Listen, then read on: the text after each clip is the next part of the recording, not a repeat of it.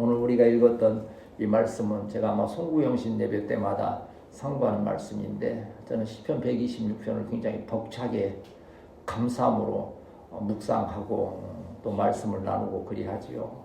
여기에 큰 핵심은 큰 일을 행하셨다.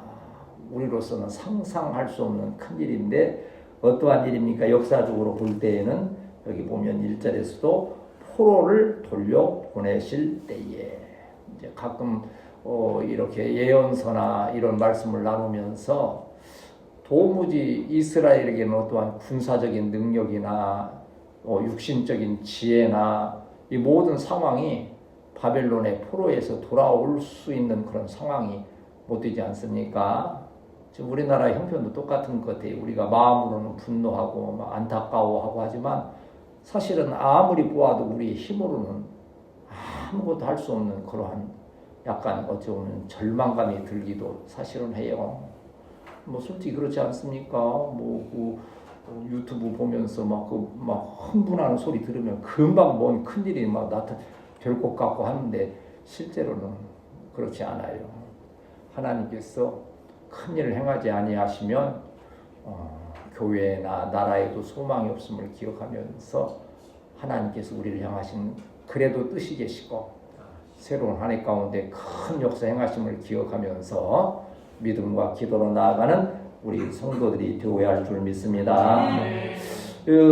하나님은 그 백성 이 교회를 위하여서 또 우리 나라를 위해서 큰 일을 행하신다고 성경은 우리에게 증거하고 있지 않습니까? 그래서 3절에 같이 보면 3절을 다시 한번 읽읍시다.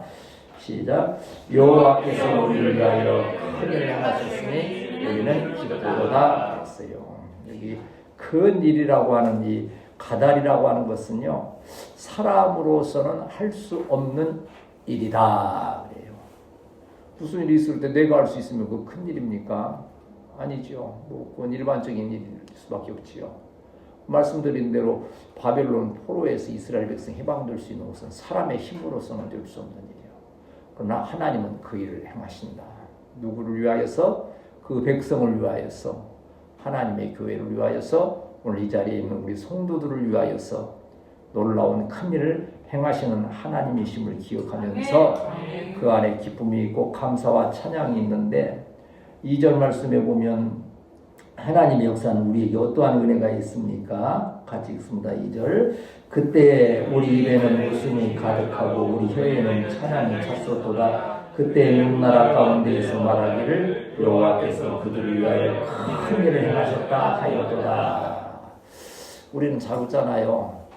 우리 교회의 특징은 아마 서로 만나면 웃으면서 또 이렇게 사랑으로 화기애애한 이 일들은 하나님의 은혜를 체험하지 아니하면 그러한 일들이 있을 수 없지요. 이 새해에는 하나님의 큰 일을 체험함으로 저와 여러분이 더 크게 웃는 귀한 역사가 있게 되시기를 축복합니다. 아멘. 여러분 보시기에 저도 때때로는 우거지상을 할 때가 있고 어쩔 수 없지요. 또 여러 가지 육신의 연약함도 있을 수 있는 것이고 또 상황의 어려움도 있을 수 있으나, 그러나 큰 일을 행하시는, 특별히 2026년 기도의 응답될 때마다 얼마나 기쁘고 감사하겠어요. 2026년에는 큰 일을 행하시는 하나님께서 때마다 시마다 기도의 응답으로 함께하여 주심을 믿습니다. 또한 하나님께서는 우리로 하여금 그 놀라운 은혜 가운데 거하게 하시는데, 그 역사하시는 그 방법이 4절 말씀에 보면, 4절 말씀 우리 같이 읽겠습니다. 시작. 여호와여 우리의 포로를 남방 시내들같이 돌려보내소서. 남방이라 하는 이 네게부라고 하는 이 좀 표현인데, 남쪽의 사막 광야 지대에서 메마른 어떠한 그 자연적인 환경이 너무나도 열악한, 그러니까 우리 좀 나라적인 우리로 좀 거칠은 형편, 교회적인 어려움. 저도 이제 가정 예배 드릴 때 빼놓지 않고 기도하는 기도가 참 사역의 어려운 목회자들을 또 교회를 위해서는 빼지 않고 기도를 해요. 연관이 참 어려움을 겪지 않은 사람은 모르듯이, 저도 이번에 무릎이 많이 아파서 무릎 아픈 분들의 그 심정을 좀 이해하게 된 것처럼 잘 이해를 못해요. 그런 상황을 체험하지 못하면. 근데 어려운 교회와 어려운 목회자들은 정말 말할 수 없이 어려운 그런 상황이 있는 것이요. 또 우리 성도들의 형편과 처지도 그렇지 않습니까? 물론 우리가 편안하다고만 말하기는 힘들지 몰라도 그래도 이만큼 하나님께서 돌보시고 인도하시는 것. 그리고 우리에게는 소망이 있지 않습니까?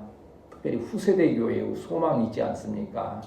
잠시 잠깐 어려워도 우리 후세대의 교회에서는 하나님의 큰 역사를 행하시는 은혜로 함께 하심을 믿습니다.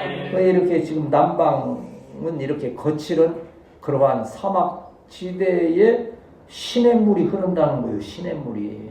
이게 지금 때마다 설명을 드리는 그거지요. 거기에는 스콜이나 이 우기가 있어서 그때 막 즉흥적으로 비가 내리잖아요. 그러면 메말랐던 땅이었는데 갑자기 이 골짜기로 막 물이 쏟아져 내리는 거예요. 상상할 수도 없는 물줄기예요. 한강처럼 유유히 흐르는 게 아니고 막 급류로 막 흙탕물이 막 내려오는 거죠. 그러한 막 갑자기 이루어지는 일처럼 바벨론의 포로에서 돌이키는 것은 사람의 능력이나 힘이 아닌 하나님의 강권적인 역사로 그러한 일들이 이루어지게 된다고 하는 거지요. 우리 교회 가운데 이러한 남방 시내들이 흐르는 것 같은 갑작스러운 하나님의 은혜로 역사하심을 믿습니다.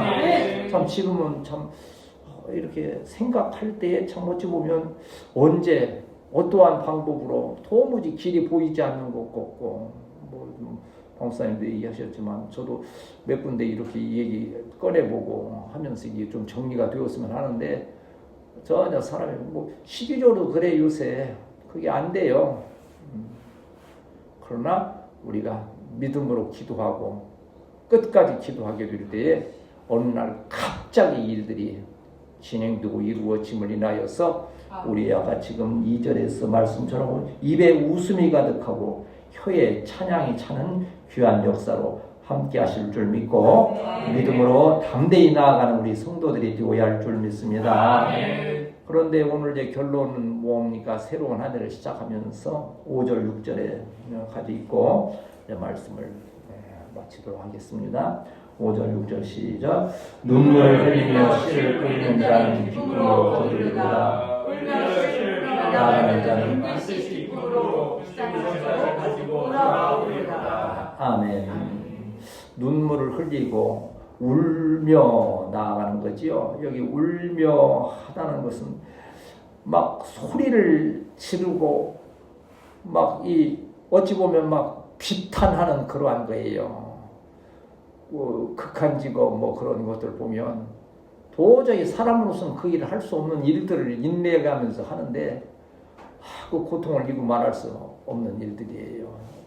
어찌 보면 우리 성도들도 참 극한이라 볼 수 있는 그런 상황, 지금 육신에 막 연약함도 있고 또 여러 가지 상황들이 또 내년에는 우리 청년들도 또 군대의 문제나 또 장래의 또 그러한 문제들 주님께서 가장 선한 길로 인도하심을 믿거니와 그래도 우리가 또 닥쳐서 또 믿음으로 헤쳐나아갈 일들은 또 일대로 또 있는 거지요.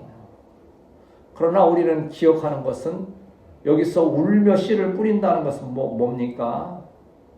우리로서는 2026년에는 믿음으로 간절히 기도하는 것, 기도의 씨를 뿌리게 되면 분명히 응답의 열매를 거두는 역사가 있게 될 줄 믿습니다. 그래서 이러한 믿음을 가지고 우리가 하나님은 큰 일을 행하시는데 우리는 울며 씨를 뿌리듯이 간절한 기도로서 담대히 진행해 나아가는 이러한 새로운 한 해가 되어야 할 줄 믿습니다. 자관 지나온 은혜에 대해서 감사하거니와 앞으로 이룰 일들을 믿음 안에서 감사할 수 있는 우리 복된 성도들이 되시기를 주님의 이름으로 축복합니다.